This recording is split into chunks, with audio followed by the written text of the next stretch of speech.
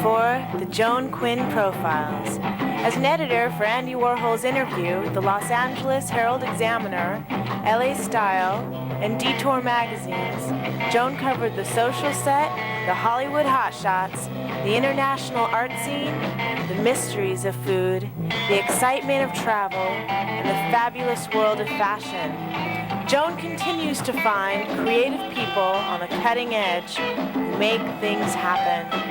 Here's Joan Quinn. Hi, I'm Joan Quinn, and welcome to the Joan Quinn Profiles. Waiting to be profiled are comedian, actor Jann Karam, and author, architect Richard Manion.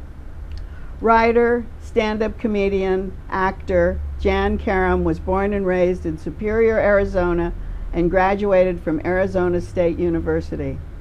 You've probably seen her on The Late Show with David Letterman, The Tonight Show, and HBO's Young Comedians show. Besides being one of Seinfeld's girlfriends, she appeared on lots and lots of TV shows and in many films, including one that she wrote, directed, and starred in, Under the Big Moo Moo. So did you go right from New York to New York from Arizona? I made a pit stop in Chicago. Oh, you did? Yeah, and I studied with Del Close at Second City, and I thought before I go to New York, I better get some more chops, stand-up chops under my belt, and then so I worked some local comedy clubs, Zany's, Comedy Cottage. But that was great to go to Chicago. Yeah, so that was it easy to get into with them? Yeah. I mean, I just kind of, you know, how you work your way in, and you say, "Can I get up?" And then you have to perform, and then they say, "Oh, you're good." Oh, you're good. Yeah, and then you're from Superior. Yeah, where's exactly. that? Yeah, right. I've never heard of it. Right. I was from the big city. Oh, so, Superior. Yeah. 5,000 people, mostly Hispanic. Well, although when I was growing up there, they were Mexican. But that's one of my jokes. But the thing is, if you only have 5,000 people, you can't draw a lot of jokes out of that city, can you? No, there wasn't a place to perform. So I started working when I went to college. Then I started performing in the Playboy Club and a Mexican restaurant. Did you? Yeah. That was cool. And I got paid one chimichanga per joke. Chimichanga. Yeah. I ended up gaining 10 pounds. Did you? That was good. But I had 15 minutes of material. Did you speak Spanish? Yeah. I learned from Superior. I learned Spanish, and then I took it in college. So that was good. And then in your household, the dialect. Well, I'm Syrian and Lebanese. So what did you speak? Armenian. Yeah, right. Yeah, no, nothing. I mean English. No, nothing. Right. No, like we spoke English. Yeah, my joke is I'm Syrian and Lebanese. My mom's Syrian and my dad's Lebanese. So I hate myself. That's one of my jokes. Because they don't get along. Because they don't get along. Yeah, right. When you went to New York, you were at Catch a Rising Star. What is that? That was a comedy club where they caught rising stars. Is that what they did? Yeah. And so I performed stand-up there, and that was my first big kind of break. And then I started working all around doing stand-up. So why stand-up and not acting as a stage actress? Good question. Because I took theater in college, and I couldn't get in the plays or get cast, or it was just hard, and I always wanted to find my own. I always wanted to be autonomous, and because I felt people let me down, and all I needed to do to put on a show was a microphone and myself, and a few people in the audience. So well, that's not what acting is. When you get on stage, you have a director. Yeah, but then you also have to be put in the play. You have to be chosen, and it was just too much like someone else had control over my life. So I wanted to just take the reins and do what I had stuff to say. It was my own voice. That sounds too serious, or no? But when you talk about being autonomous, that's why you wrote this film, so you could write it, star in it, direct it, produce it, do the whole thing. Right. Did you have anyone else in the cast?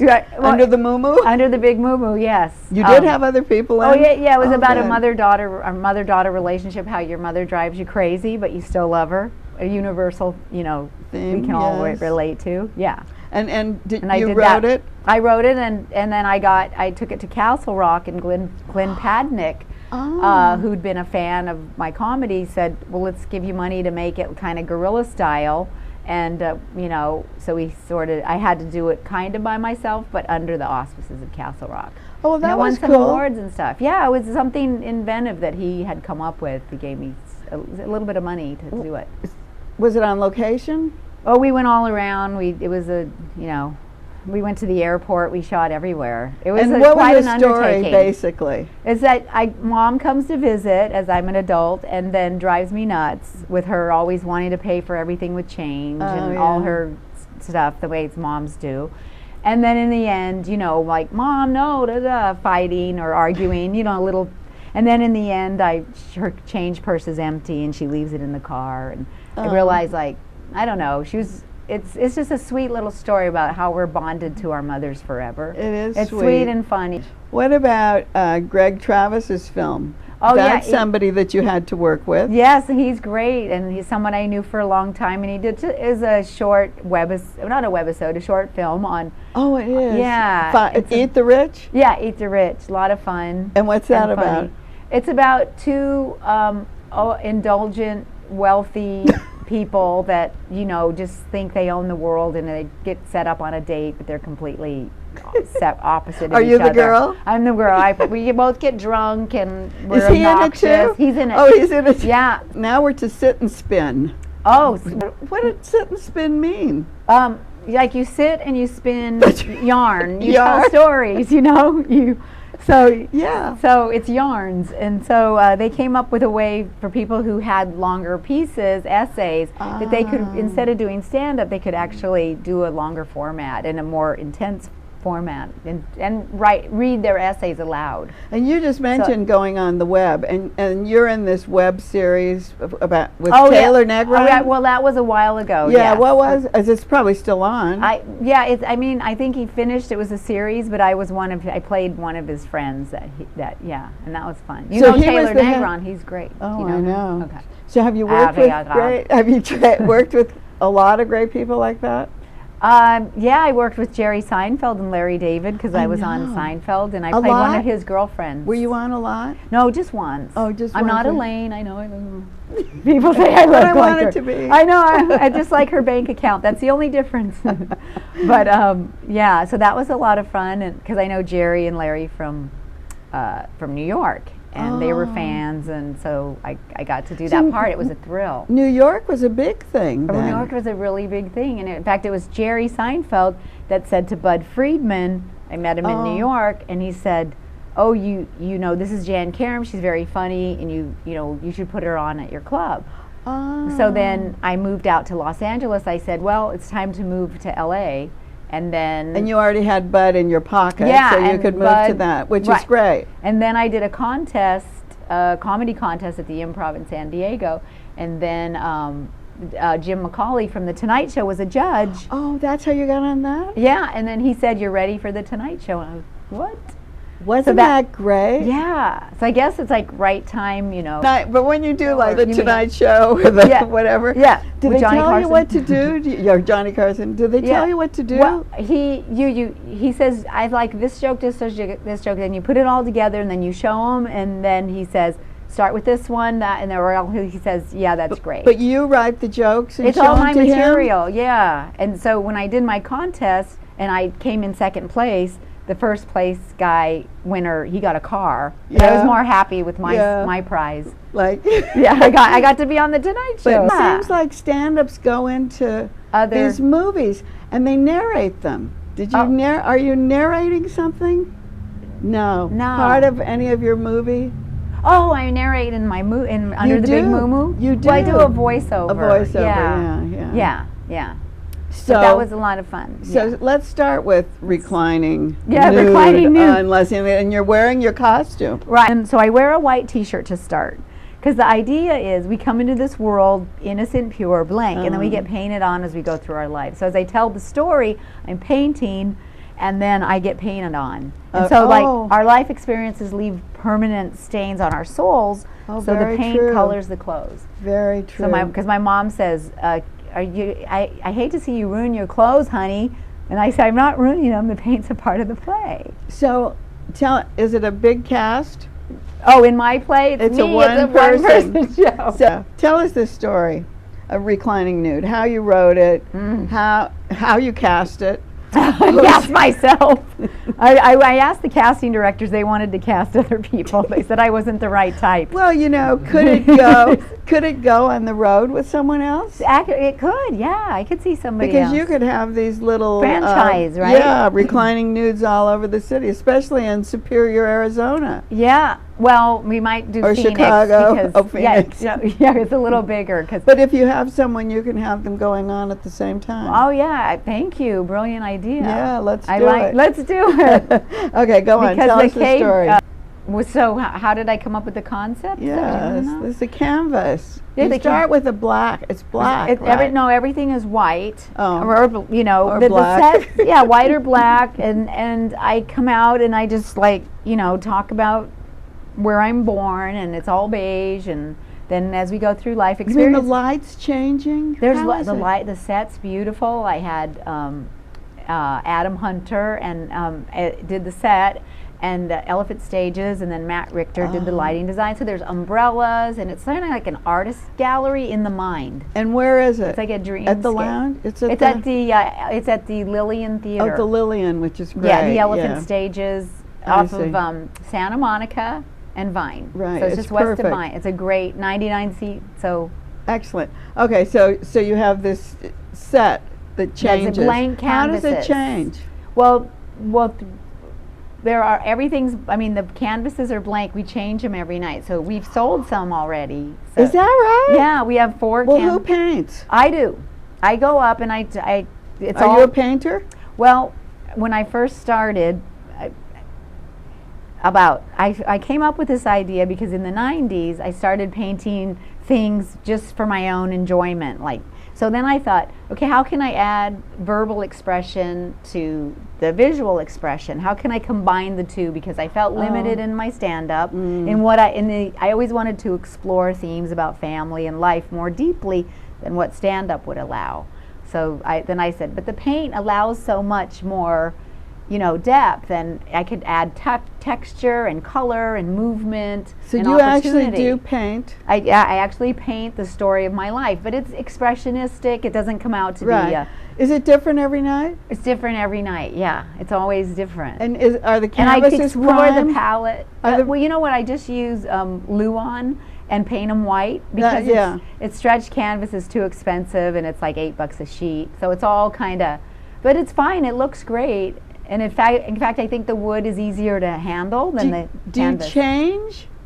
Do you change any of your dialogue? Do things on the canvas make you change your dialogue? Because of my stand-up and improv skills, I'll throw in things. But my director, Sabrina Lloyd, she really helped create the script. So it's a storyline that tracks from beginning to end. And that comes to self-realization, self-discovery, but not in a preachy way. It's fun and people go through the journey with me. And how long is it? Journey, sorry. It's about 90 minutes. It's about 90 minutes. It depends on if it's a great crowd. I'll play with them a little bit. Will you? Yeah. Do you think it's improv? A lot of improv. I was just going to say. Yeah. So it's a combination of stand-up but storytelling, a narrative of a play. And does the audience ever try to participate in any way? Yeah, sometimes they do. I forgot something the other night, and I said, "Oh my God, you guys, I forgot one of the things." Yeah, and they go, "It's okay, go back." Go back and do it. Yeah. Well, we don't have to go back. You got everything in today. Yeah. Okay. So we're good. So we're good. Okay, great. Jann, thanks so much. Such a pleasure to meet you. I'm so glad to have you. Thank you very much. Thank you so much. We'll be right back with Richard Manion.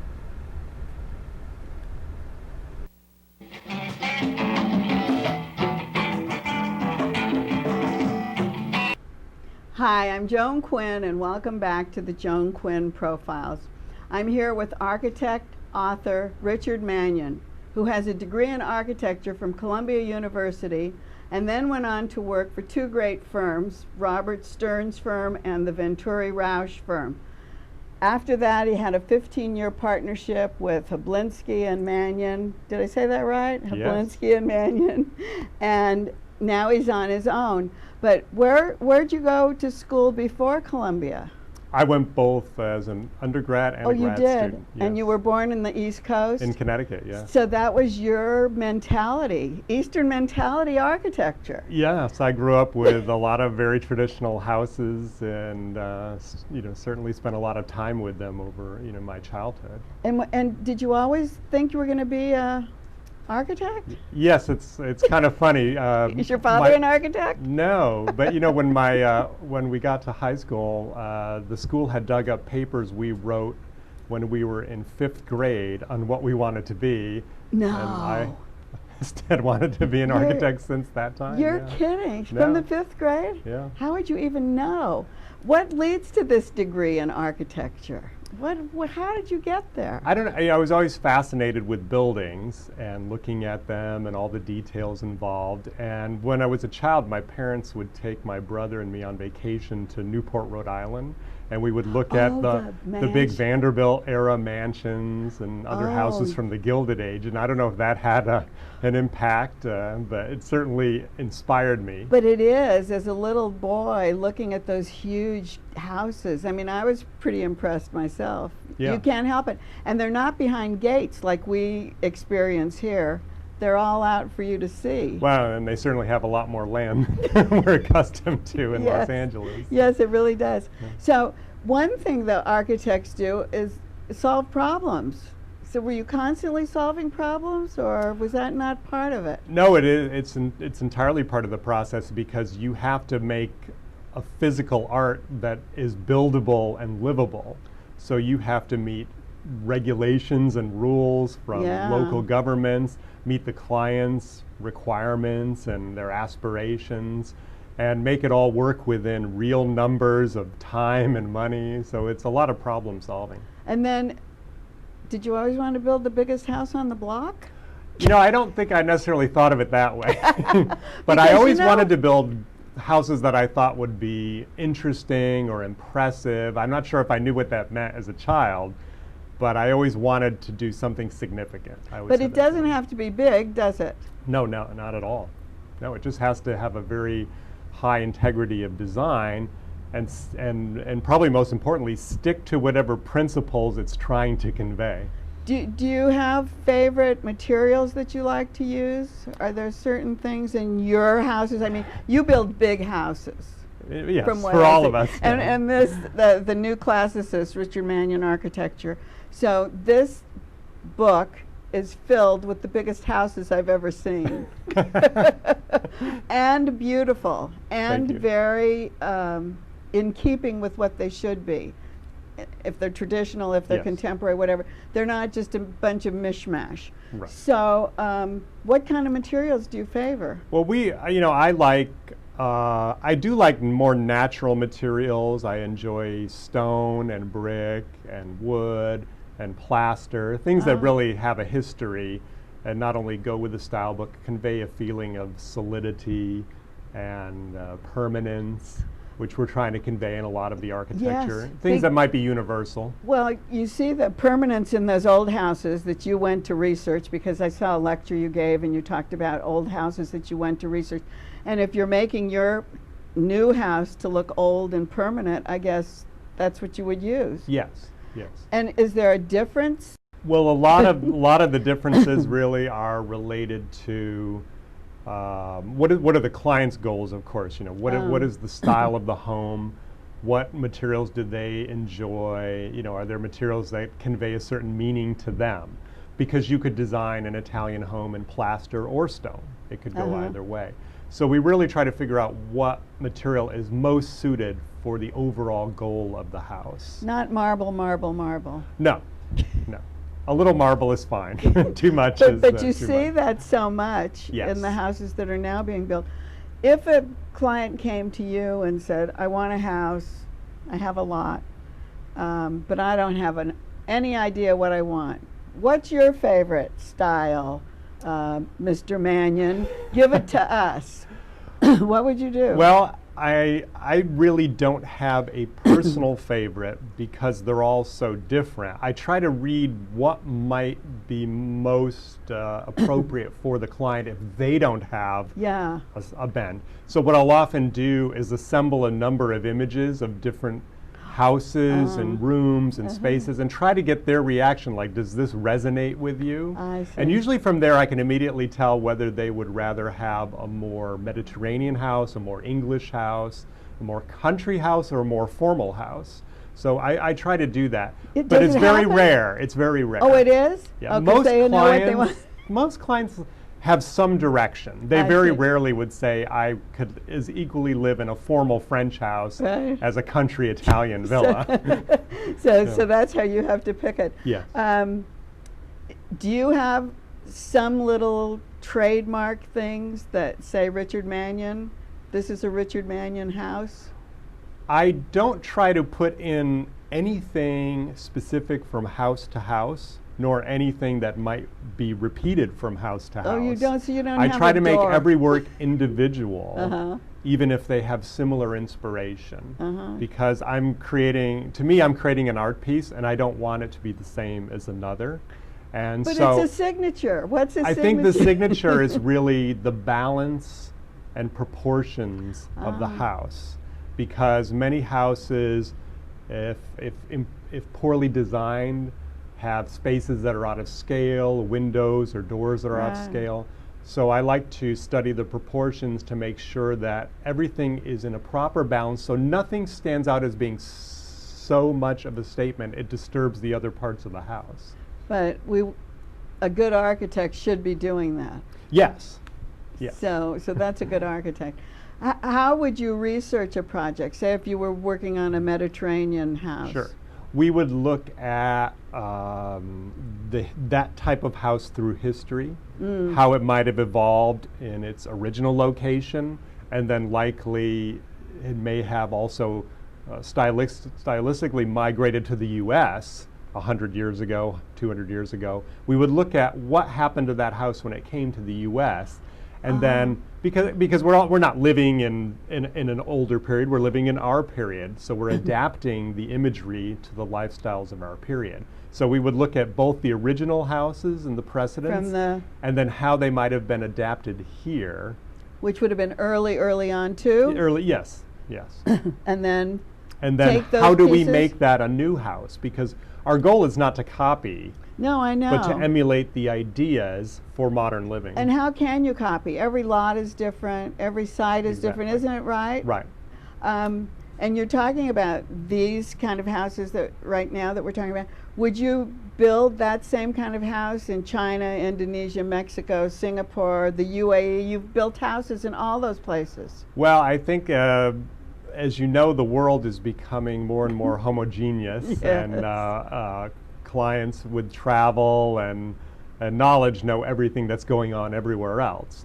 And so it's not unusual that you might find a client from any of those places that would like the same thing they see in France, Italy, Spain, or other locations. What we try to do is adapt that house to the lifestyle that is there, because it's still going to be somewhat different. Usually it's in those countries it's more formal than our own lifestyle. Well, Hawaii wouldn't be, but Singapore or China, would China be more formal? China actually has a fairly formal lifestyle. Do they? Yes. So that would, Indonesia? Very similar. Similar. Yes. So what kind of houses did you build in those places? Most of them are very formal French or Italian houses. Is that right? And how do those people find you?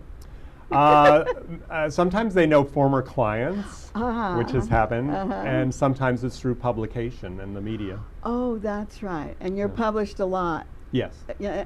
Besides this book, I'm sure this book. Do they have as large a scale houses in LA and Hawaii and New York? Because you've worked in those areas. Are they all large scale? Certainly LA and New York are often very large scale. Hawaii's a little bit smaller because they don't have as formal a lifestyle, and many times they're vacation homes there. It's such so a they different tended to be smaller. I'm gonna, this book is so heavy I have to carry it with two hands, but and it's so beautiful. And the thing I love about it is that you have the plot, you have the land, and is there this is all one house. I'm just going to go through this. And then I like the way you put the plans in like this. It's just we wanted to great. give context so you understood the environment that the house was designed. So let's start. I just pulled this up. Tell us what this kind of house is and where it is.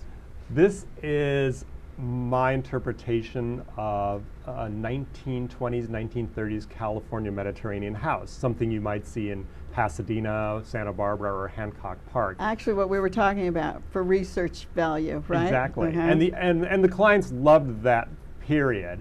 And this house is in a gated community called Beverly Park, which is above Beverly Hills, as you know. And it's one of the smallest houses in Beverly Park. And how big is it? How small let's just is say it? it's under 10,000 square feet. Oh, that's very which small. Which is one of the smallest houses. Because what there. do they run up to? What size in There are Beverly houses Park? there, I believe, up to 50,000 square feet. Is that right? Yes. And is this how it's situated on the lot? Yes, yes. The street is here, and the front facade's here, and the view is in the back. And so do all those houses have views? No, maybe about half of them. So take us through. This looks really So what we beautiful. wanted to do was make a home that was very formal and stately, almost give the appearance that it was a little larger than it really is because of our concern with the size of the homes. So we employed a trick that Wallace Neff had used. No, just go back one second. Is that we extended wing walls on either side and had arches that you could go through the garden or the motor court.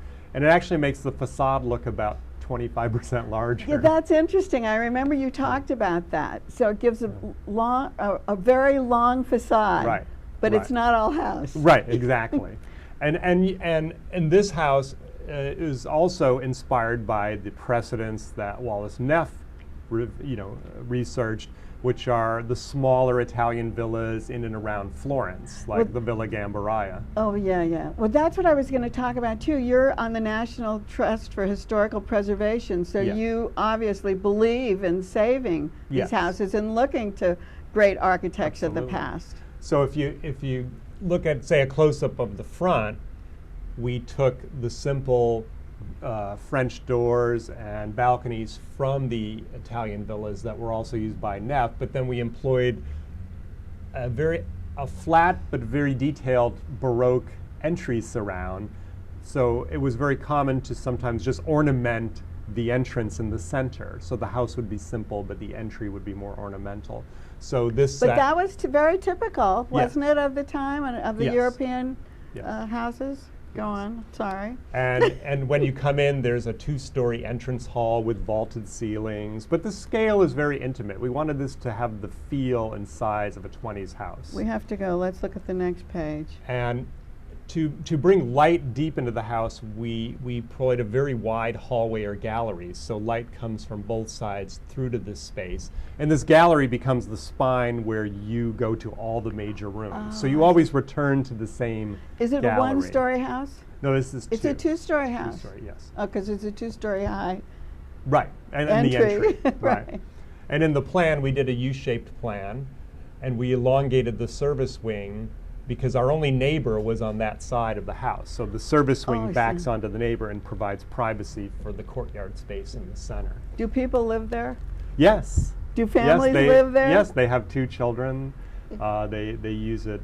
It's actually a second home for a client that's based in Europe, and they love it. I'm so glad you came and told us. In this book, you can sit and read for hours. And thank you for writing it. Well, it's my pleasure. I'm glad you enjoyed it. Thanks for being with us. And thanks for watching the Joan Quinn Profiles today. Keep writing to 777 South Figueroa. And email is better, JAQUINN1 @AOL.com. Bye.